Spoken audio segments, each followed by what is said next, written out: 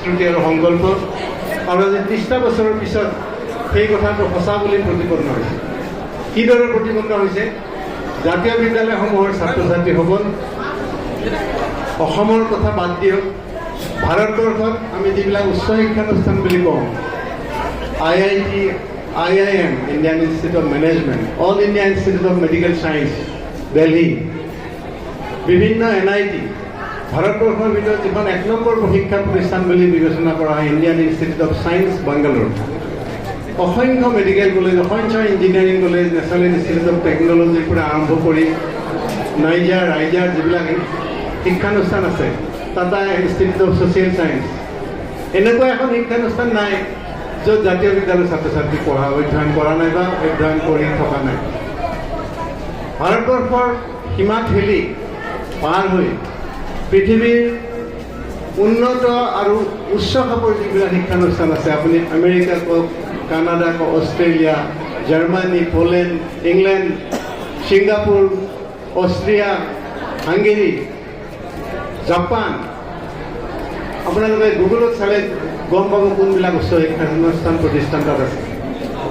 এনেকুৱা অসংখ্য শিক্ষানুষ্ঠানত আমাৰ জাতীয় বিদ্যালয়ৰ ছাত্ৰ ছাত্ৰীসকলে এতিয়া অধ্যয়নৰত, কিছুমানে PhD কৰি আছে আৰু কিছুমানে সংস্থাপিত হৈছে, ডাঙৰ ডাঙৰ প্ৰতিষ্ঠানত সংস্থাপিত হৈছে।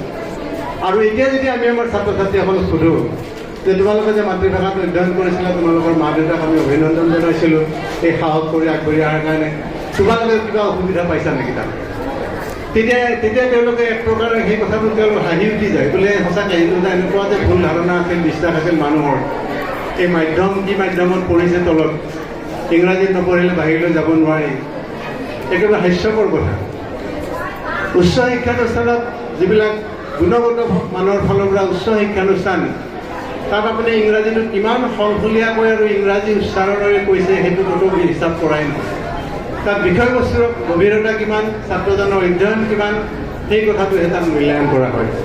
আৰু সেই কাৰণেই আমাৰ ছাত্ৰ ছাত্ৰীসকল আজি পৃথিৱীৰ সকলো ঠাইতে প্ৰতিষ্ঠিত হ'বলৈ সক্ষম হৈছে। আৰু এই কথাটোৱে জাতীয় বিদ্যালয়ৰ ধাৰণাটো যে শুদ্ধ আছিল, মাতৃভাষা মাধ্যমত বিদ্যালয় পৰ্যায়ত শিক্ষা প্ৰদান কৰা কথাটো যে বিজ্ঞানসন্মত উচিত, সেই কথাটো পুনৰবাৰ খুব স্পষ্টভাৱে আৰু সবলভাৱে প্ৰতিপন্ন হৈছে। আমি হাতে হাতে সেই কৰা কথাটো যি ধৰণে প্ৰতিপন্ন হৈছে, আপোনালোকে জানে 2020 চনৰ যিখন ৰাষ্ট্ৰীয় শিক্ষানীতি ভাৰত চৰকাৰে গ্ৰহণ কৰিছে, ভাৰতবৰ্ষ স্বাধীন হোৱাৰ পিছত যিমানবিলাক শিক্ষানীতি হৈছে তাৰ ভিতৰত এইখন আটাইতকৈ উচ্চ খাপৰ ভৱিষ্যদৰ্শী এখন শিক্ষানীতি বুলি কোৱা হয়, নেশ্যনেল এডুকেশ্যন পলিচি 2020। এই যিখন শিক্ষানীতি প্ৰস্তুত কৰা হৈছে কস্তুৰী ৰংগন ইছৰোৰ এসময়ৰ সঞ্চালক কস্তুৰী ৰংগন ডাঙৰীয়াৰ অধ্যক্ষতাত ভাৰতবৰ্ষৰ গুণী জ্ঞানী অতি বিদ্বান লোকসকলক লৈ শিক্ষানীতিখন প্ৰস্তুত কৰা হৈছে। আৰু এইখন একবিংশ শতিকাৰ ভাৰতবৰ্ষক শিক্ষাৰ ক্ষেত্ৰত পৃথিৱীৰ এখন অন্যতম দেশ হিচাপে আগবঢ়াই নিয়াৰ কাৰণে এই শিক্ষানীতিখন প্ৰস্তুত কৰা হৈছে।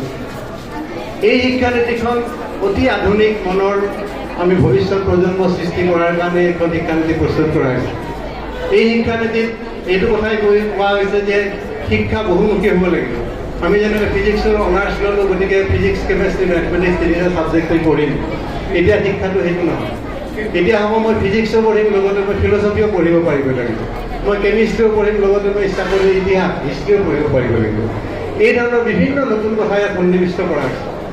মই ক'ব খোজা কথাটো এইটোৱেই, ইমান এখন উচ্চ খাপৰ শিক্ষানীতি ভাৰতবৰ্ষৰ স্বাধীনতাৰ পিছত যিখন হৈছে, এই শিক্ষানীতিয়ে পুনৰবাৰ আগৰ শিক্ষানীতিবিলাকতো কৈছে যে মাতৃভাষা মাধ্যমতে শিক্ষাদান হ'ব লাগে বিদ্যালয় পৰ্যায়ত, প্ৰাথমিক পৰ্যায়ত। 2020 চনৰ শিক্ষানীতিয়ে আৰু জোৰদাৰ ৰূপত এই কথাটো পৰামৰ্শ আগবঢ়াইছে যে বিদ্যালয় পৰ্যায়ত মাতৃভাষা মাধ্যমত শিক্ষাদান হ'বই লাগে। পাৰিলে নহয়, তেওঁলোকে হায়াৰ এডুকেশ্যন ইনষ্টিটিউশ্যন বুলি যিবিলাক কয়, কলেজ, ইউনিভাৰ্চিটি, আনকি মেডিকেল কলেজ, ইঞ্জিনিয়াৰিং কলেজৰ শিক্ষা মাতৃভাষা মাধ্যমত হোৱাৰ পোষকতা কৰিছে।